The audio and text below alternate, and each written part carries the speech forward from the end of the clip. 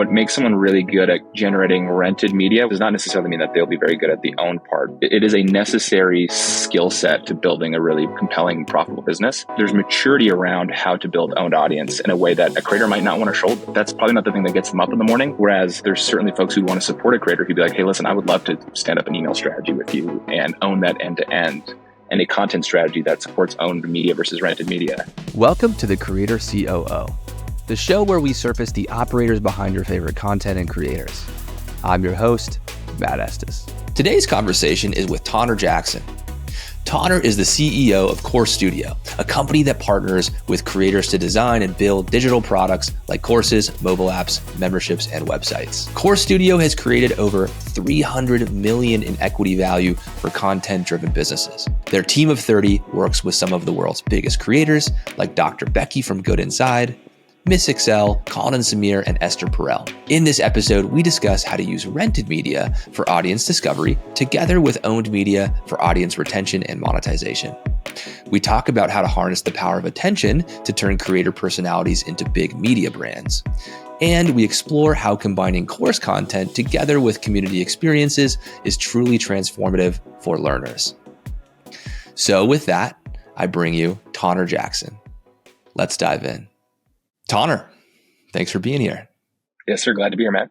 With your deep expertise in the course industry, I thought we could explore the world of perhaps rented media versus owned media and talk about the future of courses. How does that sound? That sounds great. So to start, tell us a bit about what you're doing, what your mandate is, and your expertise at Course Studio. Yeah, that's a good place to start. So when I think about our mission, we want to be the world's leading product partner to creators. And the way that manifests is be a really important strategic partner to them. Directionally, where do they want to go? How can we help them pick the right direction? I think we have a good track record at helping creators think of the right business to build. So that's kind of like one really important piece. The second piece is like the execution of that. So as it relates to design and development services, web apps, mobile apps, courses, memberships, we have a really, really strong point of view on that.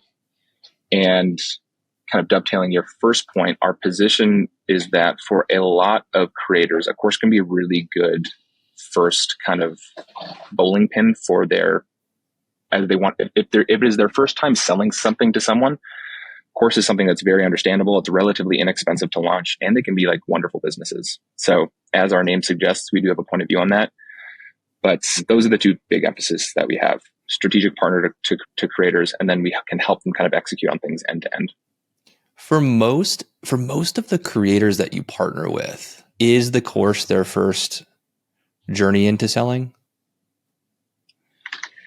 So I think a lot of the time it is. And we sometimes will even like, if we're going 0 to 1 with a creator who has like a large audience, they've never done anything, we might even go like a step, even a lower commitment offer, which is like, can we get people to show up for a live thing and either charge them for it or just have them show up and have some sort of other like metric that we think has some commercial value? Will they give their email to something?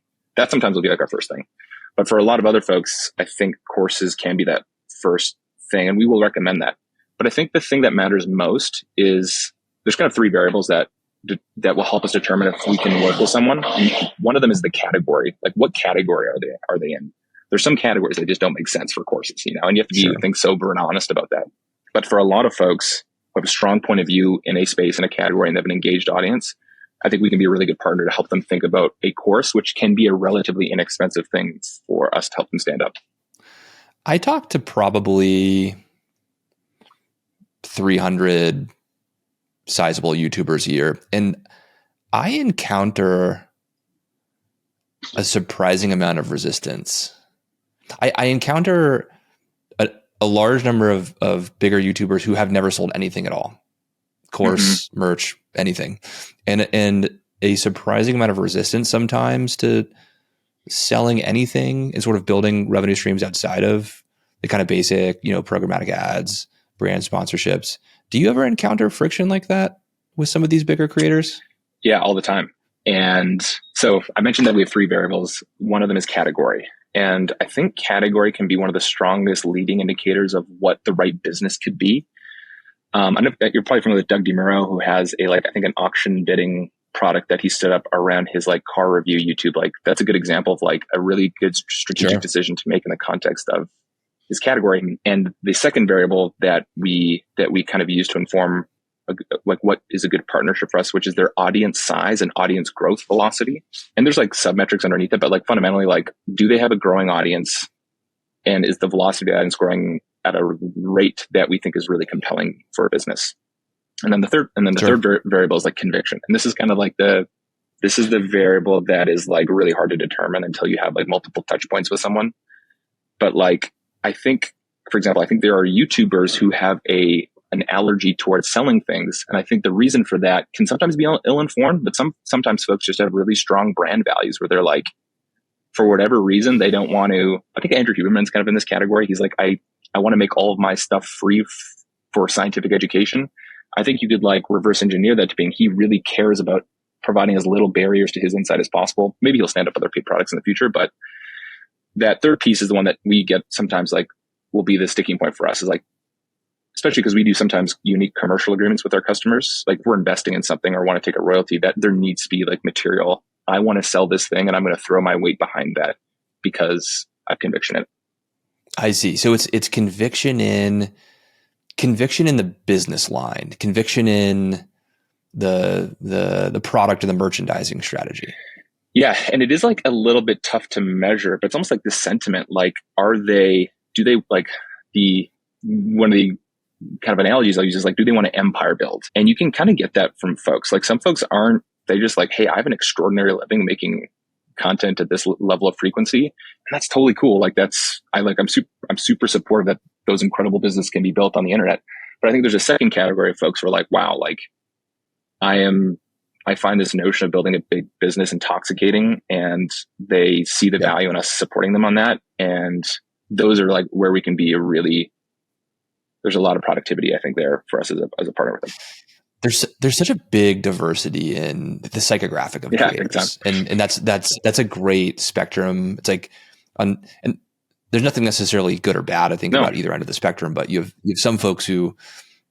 some creators who are on maybe more the lifestyle side, which is fine. And then some folks that are on the more ambitious side, as you put it, the empire building. Totally. And that's a big part of our discovery process. And again, it's not a value judgment thing. It's just it is, I think, just an important variable for us to be really deliberate about who we can help a lot. It's a mentality that it takes to build a really big, durable, sustainable business over time. You have to really want it, and you have to be ambitious. Yeah. Businesses are so hard, man. It's I saw a Sam Altman clip. He's there's no difference in difficulty between a small business and a radically transformative, disruptive business. They're hard. Businesses are hard. It's hard to build a brand. It's hard to acquire customers.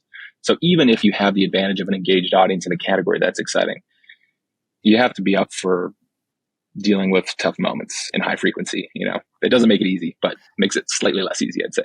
Just slightly less difficult. Going one level deeper on the audience and category, audience makes sense to me because you would want a big enough audience to pull from, such that the juice is worth the squeeze for the creator and for your organization. Where does the category come in, and what do category and audience overlap when you're making a business opportunity determination? Yeah, I don't know how. So I've thought about. I think you have an interesting point of view on this. I've thought about making an RFP process. Here are the categories Core Studio is really excited about, and here's why we are really excited about them. I'll share just a couple categories that and give you a value judgment on them to give you a sense of how we might think about it. For example, we work with someone in the parenting space, and what's clear is that parents as a category are a very valuable customer community. One of my favorite anecdotes is from one of the founder of Vans. I forget his name, but his last name is Van something. And he has this moment in his biography where this family comes into his store and they're looking at the shoe rack, and the kid's I really want that. I really want that. The dad's oh, I think that's cool. And the mom's no, we're getting this, which is and moms in particular, I think are still, they make so many purchasing decisions for the home. And that is so in other words, that category can represent a lot of commercial value for advertisers, which is really exciting. And then for selling things to parents, I think there's a lot of educational products. I think we will see a lot of parenting creators launch direct-to-consumer physical goods that displace kind of very generic, homogenous Procter & Gamble products because there's no brand relationship to Procter & Gamble. That's a category I'm excited about for those reasons. It makes sense. I think I've seen a stat before. It's mothers make something like 75 to 80% of the purchase decisions, control like 75 to 80% of the wallet in the family. Totally. And are probably and I think are very particular about what they buy. My wife makes and markets a product to mothers. So I see that a lot with her customer interactions.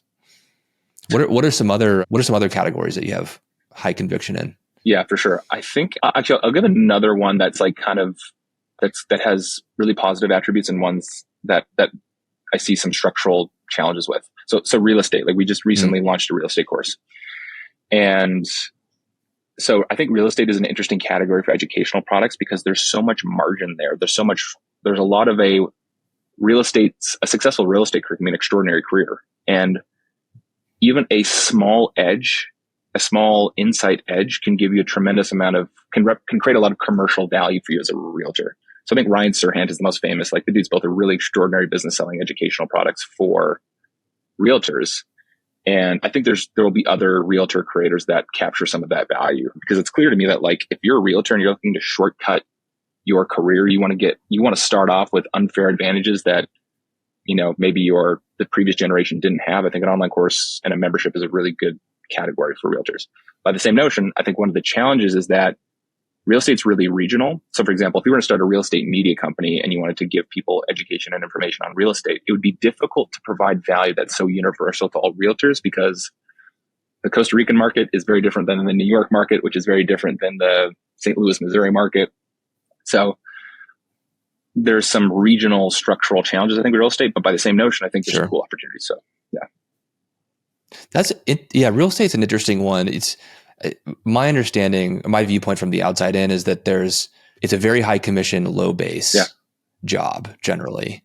And there's a very large proportion of people who want to be real estate brokers or agents, but who for one reason or another don't stick with it. And so it might be a population of people who's like pretty high turnover, but with a very, very dedicated base, and a new crop of folks every year who maybe fit the mold of person who wants to become a real estate agent for the first time. Totally. So I could see some pros and cons in there. It's a business purchase, so potentially high average transaction value. Very different than perhaps the mother targeted or family targeted segment, which is maybe a bit more B2C. Totally. Yeah. Yeah, for sure. Do you have a bias towards either B2C or B2B type segments? I don't know. What we truly try to do is just be really, really sober and honest about what we see the biggest opportunity being. Sometimes that's B2C. Sometimes that's B2B. We built a B2B app for people to purchase digital products for organizations because we recognize that was kind of like a market gap. I know like Udemy, I think recently published that like an extraordinary amount of their revenues are corporate, which was kind of surprising to me. I think there's big opportunities there. Like I wouldn't be surprised that if like in 5 years there was digital first, there's like a brand that we think of, realtors just go there. Like if you want to be a realtor, you just go to this thing, it's digital first. It's like, It's like really economical. I think there's an enormous amount of categories that could like fit into that. But yeah, in other words, I think there's bigger business to be built in probably B2B education, but for us, we don't go targeting that. Maybe we should. You don't have a bias either way. Yeah. My sense in working with a lot of these same course creators and membership folks building courses, memberships and communities is that it definitely feels like the sort of learning focused info products hit a bit harder and earlier in B2C and what I would call like down market B2B, sole props, small businesses. But I'm seeing it more and more eat into true B2B and sort of corporate buying. And then that last piece that you hit on about a bigger real estate brand is interesting because one of the other dynamics that I'm seeing a lot every week is this sort of transformation from sort of personality led to sort of media brand evolution for creators. And I think your prediction there sounds right to me. The idea that the idea that there could be some consolidation in a niche like real estate underneath a bigger brand umbrella, that makes intuitive sense based on what I'm seeing in the market. Totally. Yeah. And like, I think the fundamental reason why that is like a reasonable prediction is like, if you just fundamentally think like, where are consumers' attention relative to where they were 2 decades ago, 3 decades ago? It's like they're on social, they're on YouTube, they're on, which I think it gives tremendous opportunities for creators to like be the individual or team that makes that media brand, because they make content native to these platforms where consumers already are. They're meeting customers where they are, which is, I think, the exciting part for the creator economy. I think for both of our businesses, candidly, like I think like it's folks who are natively creating content for where the world's attention is going. You know, let's talk about rented media versus owned media a little bit. What do the terms mean to you? What does rented media mean to you, and what does owned media mean to you? For sure, really good question. To me, rented media is media that is intermediated by a platform and an algorithm in which you have less influence and control over how consumers see that. And I think that's a good thing and it's a bad thing. It's not like, it's like, I guess it's so like I would consider like any platform, YouTube, Facebook, Instagram, TikTok, the audience that they generate for creators, I would consider rented on the creator's behalf. They don't have it forever. I think even contractually, they don't own the audience. So like, it's like, sure. And I think the upside of that rented media is that those platforms leverage some of the smartest people on the planet to help their content reach the right audience. It's like some smart people in the world have been focused on algorithms that help you find an audience. But the downside with that is that I think those platforms capture way more of the value of that, and which kind of segues into owned media, which my view is like, it often manifests an email, RSS feed, where these are people who have given you permission to communicate with them in a way that you have much more control over. And I think that's often the distinction where people, I think like that gives a license to call it owned versus rented in a way that I find that I'm amenable to and think is helpful. You own the experience more, you own the customer data, you own the customer relationship. You can do more with it. You can monetize it. Totally. And you can reliably activate it. Like I think there's this level like on a platform where if you want to push something out to someone, if they want to make a purchasing decision, or if you want to get a very specific piece of content out to them that you care about, that maybe is not like algorithmically ready to go viral, email is a place you can do that in a way that's quite different, I'd say. I hear this misconception over and over. I would say it's a common misconception that, you know, I sometimes I'll hear from YouTubers, well, you know, do I still need YouTube? I've got this owned media platform. I've got this course, or I've got this membership. Is this a replacement for YouTube?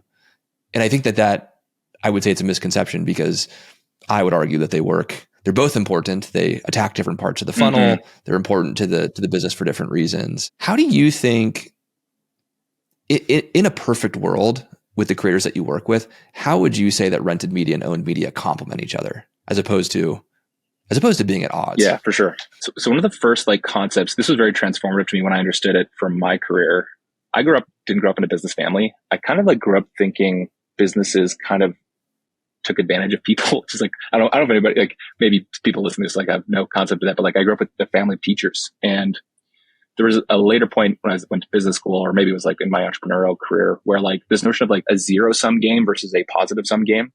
So like just to unpack that, like sports are typically zero sum games. There's a winner and there's a loser at the end of the game.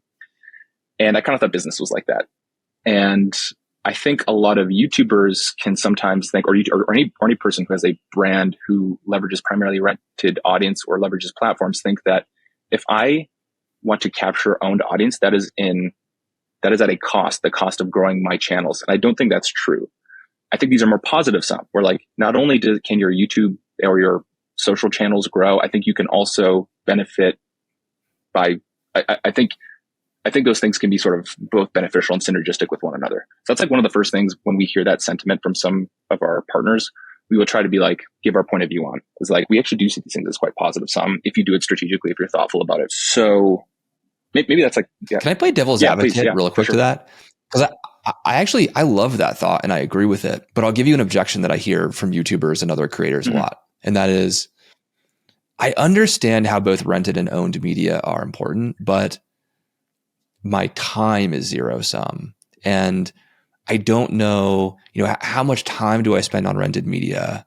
How much effort do I spend on owned? How do I staff it? How do I budget for it? How would you handle? So there's sort of I guess what I'm saying is maybe the resourcing to some degree, at least initially, is zero sum. Mm-hmm. So how do you handle an objection like that? Totally. It comes back to that third variable I mentioned, like conviction, which I consider like a brand. It's a value. It's a brand value. What is this creator's goals? And if they say, I just want to do brand partnerships and make really good content, and I have no desire to build a business that might be bigger than that, or I'd be like, that's fine. Like, that's cool. But if you don't, if you maybe have other ambitions, if you do want to build a business that sells things to consumers, and again, use this notion of empire building, it is absolutely crucial that you leverage these channels, these owned media channels. So I think so many things, I hope that it doesn't feel like overly reductive or simplistic, comes down to like what their core values are, what their brand values are. So that would be my discovery process with them. I would say like, cool, like maybe you don't want to do these things, but let me help you understand what your goals are. And if they at any point say, well, yeah, I would love to start a business that's selling things, I would say, we know these channels work. Like it'd be silly for you not to do this. You told me what you value. You told me what your goals are. This is the path. There's no other path that I'm aware of. That would be my discovery process, I think. Yeah, it makes sense. It's sort of, and I personally try to handle conversations around resourcing by making them in some ways explicitly about resourcing and goal setting. So it's like, what are you hoping to get out of this? Okay, let's think a year in the future, 2 years in the future, work backwards from there. How might you allocate your time, your precious dollars, such that you have the highest chance of putting yourself on the right track and getting to where you want to be. Totally. Whatever that is. Totally. I'm going to take that. Yeah, I like that. I think that's right. I think that's where we have to start regardless of whatever activity you're taking in a business, So I would say a lot of these conversations that you're having with creators, I would claim that you're acting as a creator COO, or at the very least a creator operator. Have you thought about that term at all? And would you self-identify as a creator COO? Yeah, I love this question. So I think if you were to abstract away titles like CEO, COO, whatever, and you were to like look at the jobs to be done that Core Studio will often shoulder for our creator partners, 100% we are a COO type partner, with a caveat that I think like, maybe not caveat, I guess, but like, I think like what's very clear to me is the strategic value. I think a lot of our customers really benefit from us is like, again, we'll take the audience, we'll take that category and really think hard with them what the right product to launch is. And so I think that we haven't really identified ourselves that way, but 100% I think we act that way to a lot of our customers. So you may not self-define as it, but you sort of, there's this, presumably this abstract list of, there's a job description, and there seems to be some overlap between what you do and what a creator COO might do. Yeah, 100%. And what I like about, like, that's a category that's not super well defined, you know what I mean? Which is kind of exciting, I think. Like, I think that it's so obvious to me that the jobs doing that Core Studio shoulders that I think could be defined as a CEO represent enormous opportunities for folks who want to participate in the creator economy, work with creators, because there's a lot of stuff that, again, coming back specifically to the empire builders and even more the lifestyle creators, I would say, who like, there's a lot of stuff that's hard that needs to get done to help advance a business forward that certainly we delight in doing as a business. And I know a lot of other folks are as well. And I actually I'm super supportive of that being a more in the vernacular, like creator COO, like creators going out to hire for that. You know what I mean? Like, I think that'd be super exciting I think that'd be exciting. I think that there's this sort of pool, maybe this more broad pool of creator operators, but I like the creator COO title in the sense that it elevates a particular type of creator operator to more of an equal status to the creator or the COO, in the same sense that you would have in the tech world, you'd have a technical founder and a non-technical founder working together. So I like that dynamic, but totally agree. It's a very undefined category. And I've met with a lot of folks who operate as a creator COO, but maybe they're a business manager. They would call themselves a GM. So I'm excited to define the category more. Dude, I think it's a worthwhile I'm project. excited for you to define it too. I have seen it before, but I think I see it and I'm like, I'd almost be curious to like talk through with those folks how they think about themselves. So like having more definition in the category will attract more talent towards that, and I think catalyze creators to recognize, holy shit, like this job description is exactly the stuff are my pain points, you know? Back to the rented media versus owned media conversation. When I look at and I don't know that I've been doing this as long as you, Tom, but when I look back at the last 2 to 3 years, sort of seeing the creator economy and the market evolve, to me, there's been a really tight correlation between the increased importance of owned media and the rise of more creator operator types. And my hypothesis would be that, you know, when you talk to some of these bigger creators who maybe they grew a big following on Instagram or TikTok or YouTube, they're really comfortable in that in that domain. They understand it super well. They understand how to build an audience, make super high quality content. Once you start bridging beyond that to this more owned media sphere where you're talking about building out owned content properties and collecting email addresses and, you know, conversion rates at checkout, then the skill set shifts a little bit. And so I don't know if it's a perfect like one-to-one correlation, but the rise of one seems to have driven the rise of another.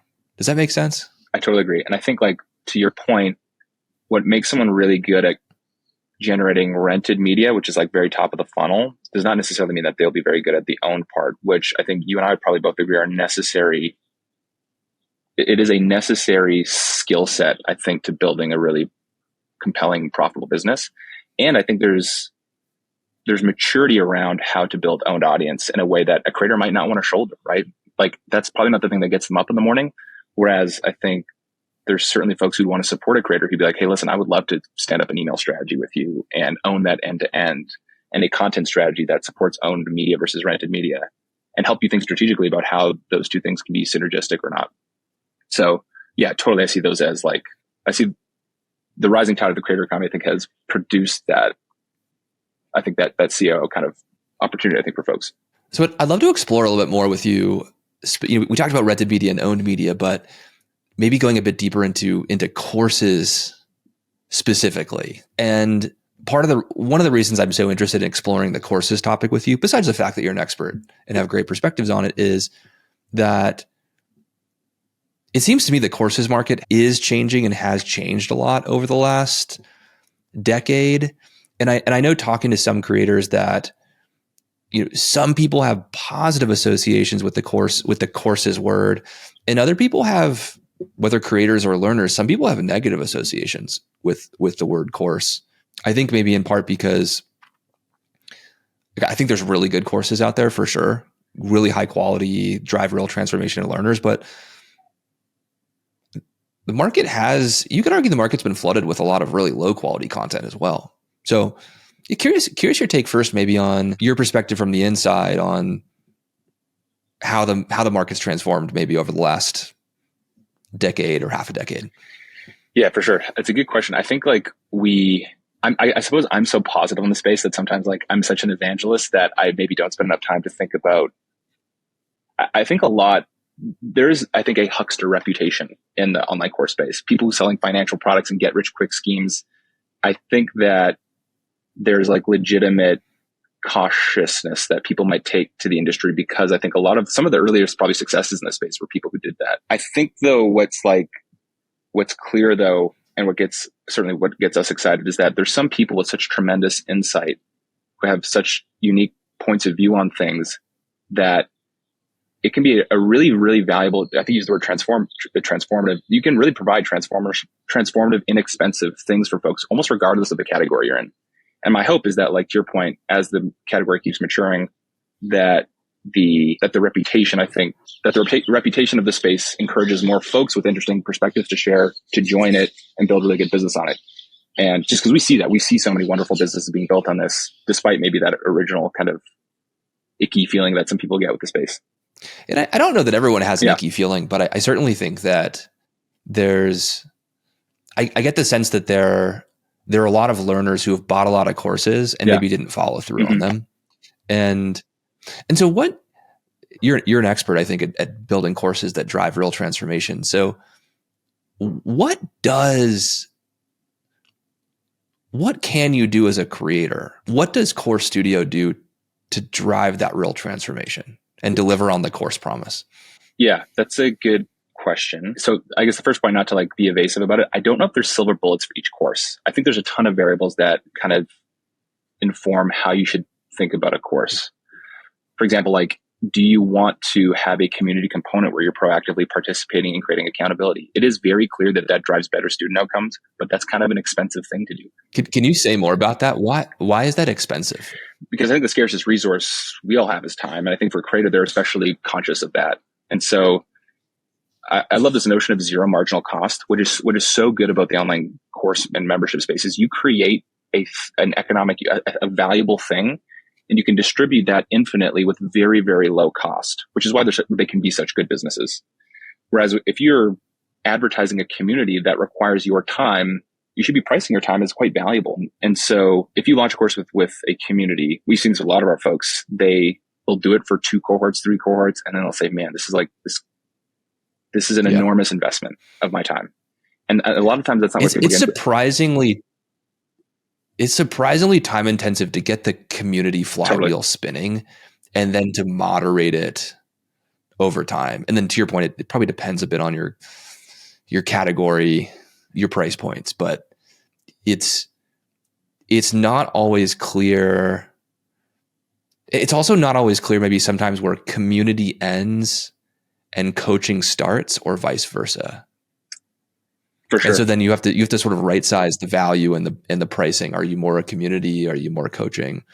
At least what I've seen. Yeah, for sure. And I think and you just brought up a good point that I think we're almost always really supportive of with our partners is like, if they're launching their first digital product and we have a hypothesis about a really valuable course.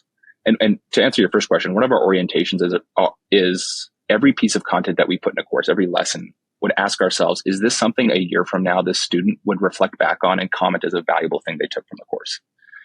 So that's kind of the lens you try to bring to any piece of like educational content we bring to a course. But to kind of come back to the kind of community notion, we are very supportive of folks launching communities, especially for their first product, just because the feedback loop is it's synchronous, it's live.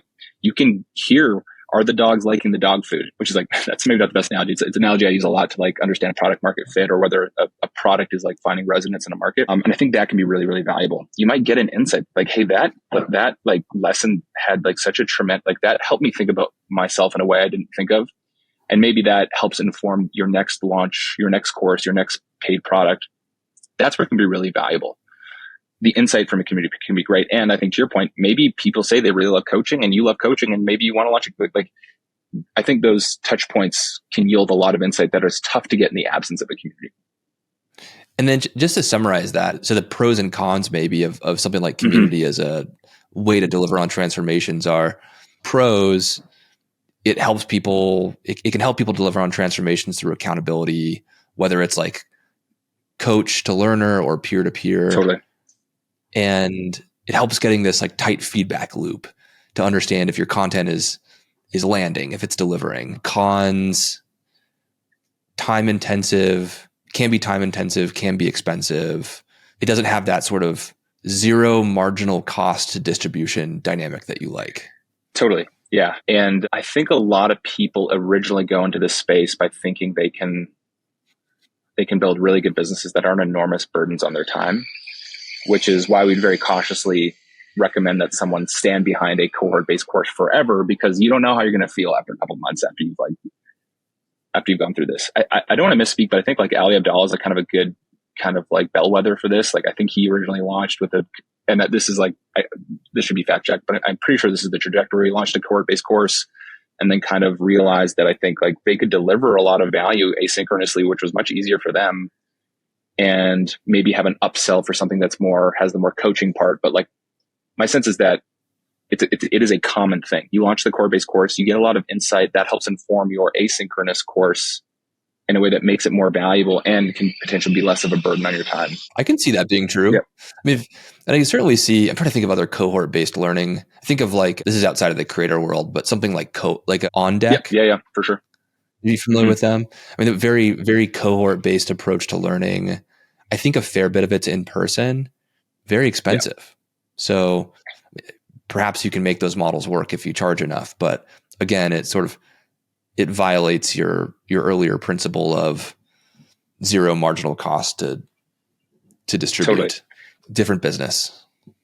Are there any other things you can think of that creators or creator operators can do to, when they launch a course, make sure that they're driving transformations? Anything beyond community or sort of, I guess, content quality was one that you named. Yeah, I'm actually mixed views on the content quality thing. I think, for example, some of our most successful customers launched with like a gated YouTube video, which was just like, I didn't even know that was possible. But like, I remember when someone came to us like, hey, we're doing this thing. And I was like, that's incredible that you're making like a decent business out of this. Certainly as like you elevate and you charge more, I think there's an expectation that people, if someone's paying $1,000 for something, I think they expect a certain production quality where like the synthesis and ingestion of that educational product is like as good as it possibly can be. I think so we actually, Core Studio actually built a product called Wobo, which we find it addressed a pain point in the space that we thought was quite important to address, I suppose. So we had originally, Simon Sinek has a course which is called, it's like kind of downstream from his Start With Why, I believe is what it's called.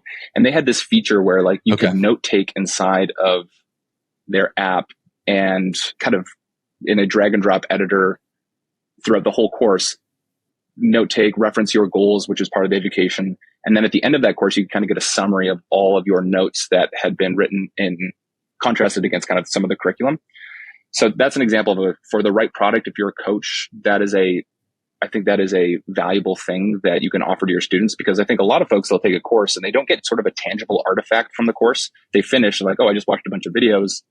What was the thing I can take away from it? And so like, I think fillable PDFs can do that. A product like Wobo could help a creator do that. That's one feature that I think like we built a product because we had a lot of conviction in the fact that that would help drive stronger student transformation. But I think like, again, I think the one thing that I feel the most strongly about is like, ask yourself the question a year from now, will this student talk about this thing as something that helped them reach an outcome that they wouldn't have otherwise? I think so long as you do that for every single piece of content you do, you can create a valuable course.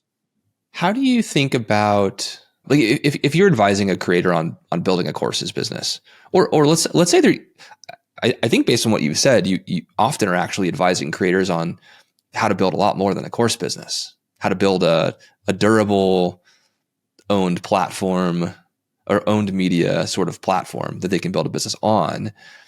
How do you deal with the issue of the sort of transactional purchase behavior versus repeat purchase behavior? Or said a different way, like, how do you make sure that if a learner buys your course, they're going to buy more stuff from you over time? Yeah, that's a good question. I honestly think you'll have really good insight on this. I'll just give you a couple of things I think about. I think I've shared this with you in a previous conversation, but like for categories where people are achieving mastery, memberships are so good. Like, for example, I play guitar. I had this very painful experience of trying to find a guitar teacher where I grew up. I like kissed a ton of frogs. I'd like go try a guitar teacher, felt it was terrible, spent an enormous amount of dough doing that. And then I found this dude online, and his website's called activemelody.com.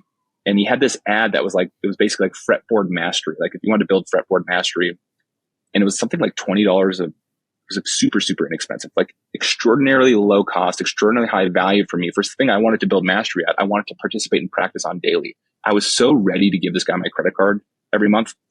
The one thing I will say that is important if you're doing a subscription or membership is that some of the objections consumers think of is like, am I going to get recurring value from this thing? And one of the really easy ways to do that is to commit to providing more relevant content to that consumer month over month or quarter over quarter. There's a series of objections I think you have to address if you're launching a subscription product versus a course, that they're not like necessary to launch a good membership business, but I think they can help. They certainly can help that conversion process and that selling cycle. But to summarize it all back, I think for categories where students are pursuing mastery, memberships can be such a wonderful product because it really aligns well with the value that they're trying to get. Yeah, that makes sense to me. I think there's a pricing component to upfront sale versus subscription over time, but just to point to that isn't enough, because you could very easily sell $1,000 course but put Afterpay at the checkout and cut it down to, $10 payments over, however many months. So it's not just a payments thing. I certainly think that subscription memberships, I like the way that you put it. I think not in all cases, but in many cases, learning transformations take time.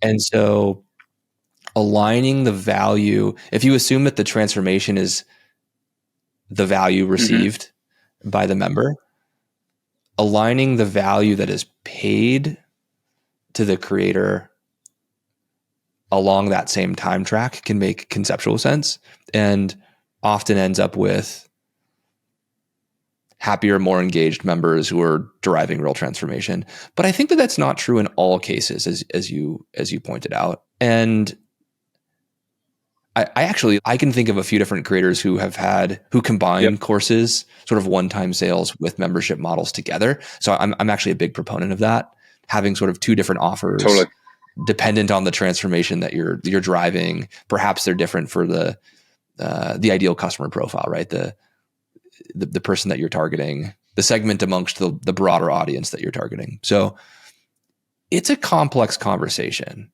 Can you share an example of a creator who's done that really well? Like they've done and what you think about their, like, I kind of think of it as a bundle. I love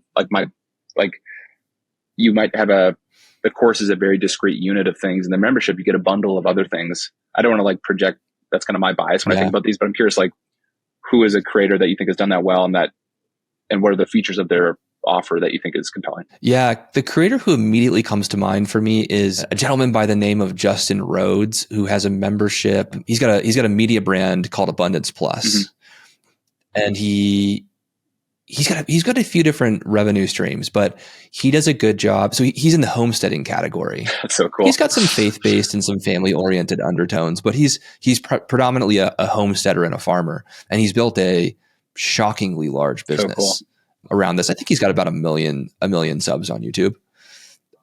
And so he's got this bigger media brand that he provides membership access to. He's a really good example of a creator who has started to move away from the personality-led approach only. He started to cultivate a community locally in his hometown of other homesteaders who he now produces content with. So he's not the only face. But from time to time, he'll still have very specific things that he's teaching, like, how to build the perfect chicken coop and raise chickens and eggs for your family, or how to raise and slaughter pigs. So I think you'll see, his membership is a bit more, I would call it edutainment. So it's a combination of sort of education, lifestyle, and learning together. And then his more transactional courses products are pretty technical and pretty in depth, right? So sorry to our vegetarian audience, but how do you humanely raise and slaughter and butcher a pig? It's actually a surprisingly technical thing to do that a course might fit for. That's very cool. I think I think there's a lot to parse there. Like he understands his audience really well. Obviously, he understands his customer segments, and he's able to create offers and pricing, I think, that appeal to different customers at different stages in their journey as well. Pretty neat approach. Yeah, super cool. One of the things that I think, one thing I'm pretty excited about in the creator economy industry as it relates to this kind of the course membership distinction is I think Amazon Prime is a good example of this. You sign up for Prime and you just get this enormous amount of features you get as a member of Prime. They kind of can overwhelm you with value. You get obviously the discounts on shipping and the delivery, but you get video, you used to get music. There's all of these kind of features you can get. And I think it's a good analogy for a lot of creators is so there's maybe the expectation that you set with your consumer that you're going to create educational content that is relevant for them, but maybe they get AMAs every 2 months. There's a community that maybe you're not necessarily setting the expectation that you will proactively participate in, but it's like-minded folks in your category. And that's really curated by that creator. I think that's where there's a lot of creativity to be built around membership businesses that I'm always trying to be supportive of and think of. And I try to keep them zero marginal cost. You want to keep them inexpensive, I guess, is it's not the golden rule, but it's certainly one thing you got to be mindful of. Yeah. I would say keeping the margin high it's either managing the cost and the time effort or pricing appropriately. Yeah, well said. In making sure that you're pricing value the right way. I think that's right. Yeah.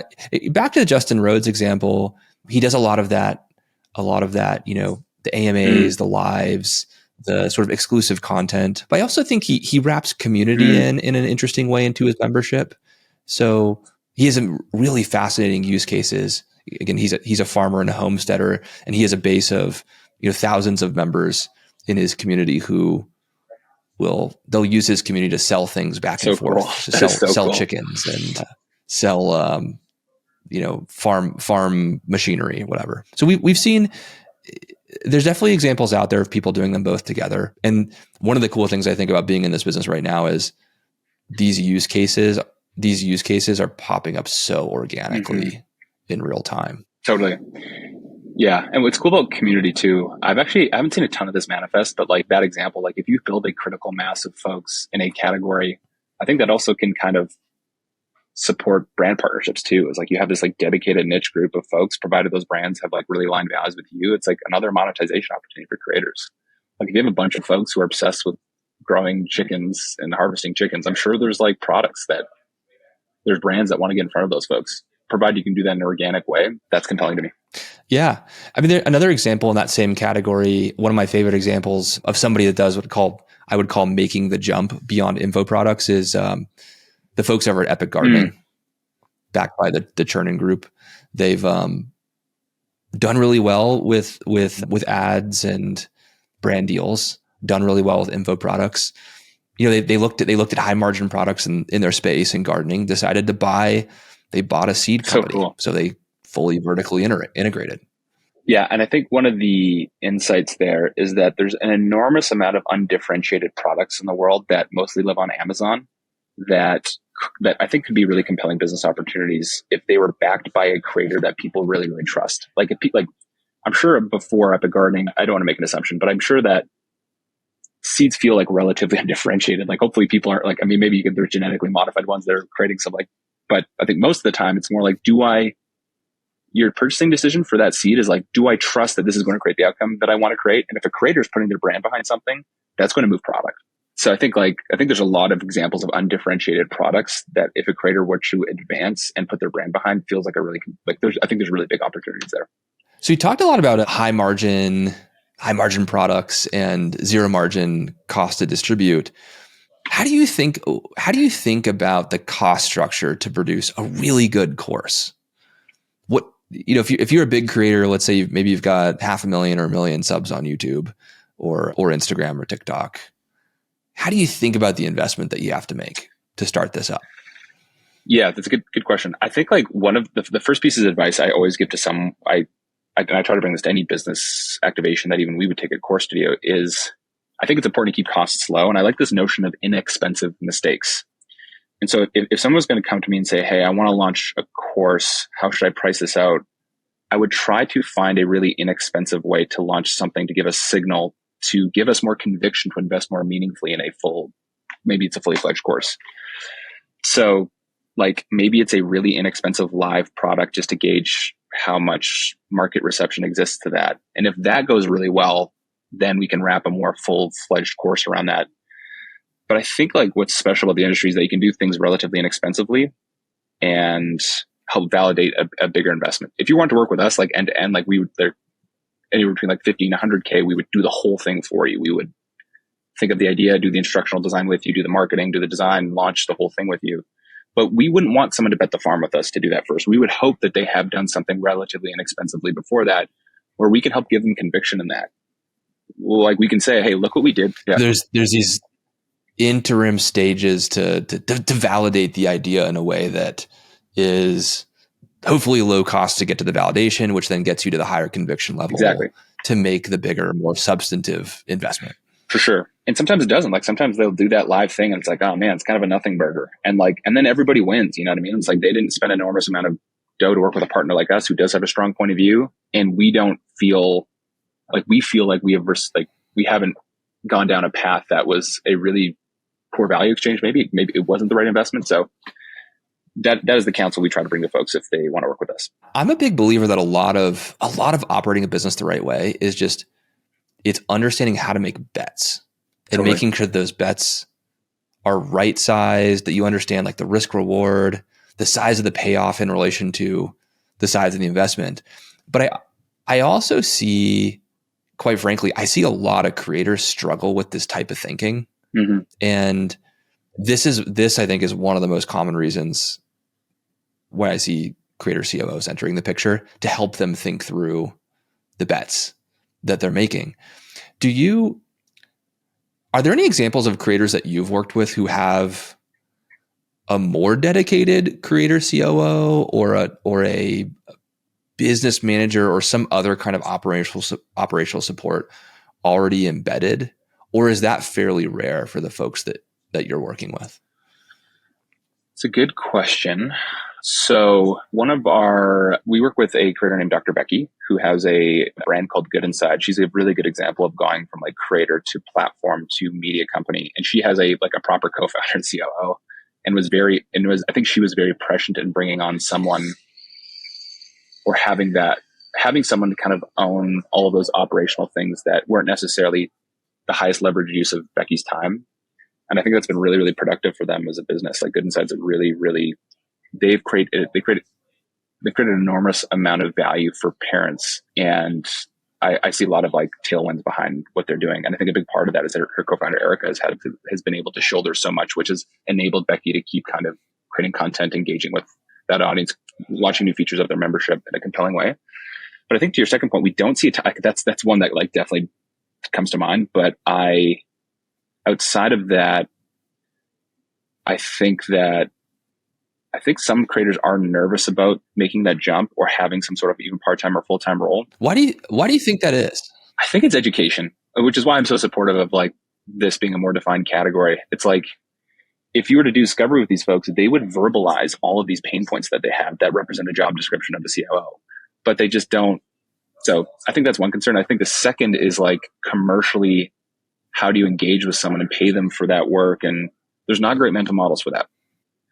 And I know this because at Core Studio, like we've had to make up stuff all the time. Like we've done royalties, Sure. we've done investments, we've done fee for service, and we have a trove of spreadsheets, like a graveyard of spreadsheets where we've tried to like make sense of things, but we're kind of making it up, you know? And I'm hopeful that we're early enough where the stuff that we're making up becomes benchmarks for people and for us to continue like making intelligent decisions with creators in the future. But I think that's a challenge. I think how do you compensate these folks I think that's something that hangs in people's head, is like, what's a good value exchange? I hear that objection, that concern, I should say, all the time. How do I compensate somebody? How do I do it in a way that aligns them to the outcome that I'm trying to drive? This feels, finding a creator COO kind of feels like a marriage. How do I make sure that I'm legally protected, in the event of a breakup? But there's a whole host of things to unpack there. And it's cool to see someone like you on the front lines figuring it out. And I agree. I would love to put together at some point a resource of, common best practices for both the creator and the creator COO persona. Totally. Frankly, I think it would be great to have people on both sides of the negotiating and structuring table with a bit more of an idea of maybe at least the best place to start. Yeah. And I'm 100% convinced that would help the category mature so much more, is because like, I think what makes it difficult to do this is the fear that you're going to make a bad decision. You're going to make an irreversible decision that you're going to regret. How do you fix that? It's education. It's like, it's everybody having more clarity. Because I will say it's like painful. Like putting together these spreadsheets and like trying to think through these things is like, it's a lot of work. It's really hard to do a custom negotiation every time. In the tech industry, you've got all of these rules of thumb for if you're a co-founder doing X, you get A% equity. Yep. If you're a co-founder doing Y plus Z, you get B plus C equity. And then you get on to roles like, VP, C-level, and there's all these market benchmarks that you can find. You can go to a recruiting firm, and that recruiting firm will tell you, hey, over the last 12, 24 months, here's what we've seen. Or if you link up in a commercial relationship with the VC firm, there's this body of content, thousands of articles that you can read about. How do you negotiate your way through that process? Nobody's really explored that yet for, I think, what you're doing and, what some others like you are doing. Totally. Yeah. And I think it's important not to take for granted. Like, I know like Brad Feld I think he runs Union Square Ventures or yes, don't quote me on that. I think it's USV, but he's like a notoriously high volume sharer of content about the venture capital industry. He wrote a book called Venture Deals. My understanding was like before that, venture was kind of considered this kind of like cloak and dagger, very mysterious, like elitist ivory tower thing. But I think it's relatively new that we benefit from all this stuff. And so I think it's such a perfect analog for the creator economy space. I think in early immature categories, it takes time for the stuff to come to fruition. I think that was the case with venture capital, but now like everybody benefits from that. So I'm hopeful for that in the creator economy space. And I'm hoping you advance it, Matt. You have my vote of support. So if that means anything. I appreciate that. Well, we try to wrap up these conversations with some pointed, specific advice for the audience, most of whom are either creators or creator COOs. So do you have any advice for a creator who's looking to take their first step, their first foray into owned media? Any advice for, I don't know, the 1, 2, or 3 most important things you think they should think about or do before they take that leap? I think I said this before, but I guess I'll reemphasize it now because it is genuinely the perspective we bring to anyone who is asking that question. I would try to keep costs low, try to have inexpensive mistakes and get inexpensive insight. It is relatively cheap nowadays to stand up a landing page and to give away a free piece of content in exchange for an email.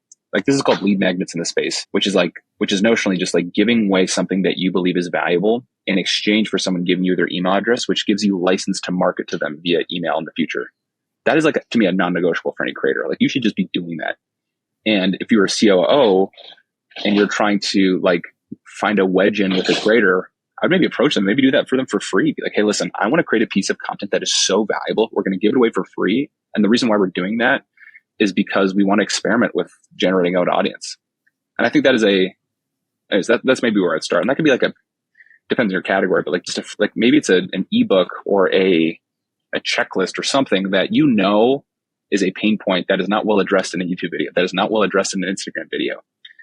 Creating that in a format and seeing how many emails you can generate for that, I think is an awesome first step. Doing 3 or 4 experiments with that, I would consider that inexpensive. And say inexpensive from a cost vantage, just inexpensive. And if there's validation there, then take more incremental steps. That's great advice. Take first steps in a way that you minimize cost, maximize learnings, and give yourself the shot at taking bigger swings with higher conviction down the road. Totally. And I think that's just like the philosophy of that is a venture capital philosophy. That's like how the lean startup and I think that it's a really valuable, paradigm to bring to creators. So that's, I suppose that's my take. Thanks for taking the time, Tonner. Thanks so much, Matt. I hope we do it again soon. Cheers. Thanks for listening to this episode of the Creator COO. If you found this valuable, you can subscribe to the show on your favorite podcast app so you never miss an episode. Also, please consider giving us a rating and a review, as this helps other creators and creator COOs like you to find the podcast. This episode was produced by Rebecca Donovan at Uscreen with support from the team at Share Your Genius. It was edited by Chandler Chappell with artwork design by Spencer Marsh. I'm Matt Estes, and you've been listening to the Creator COO. See you next time.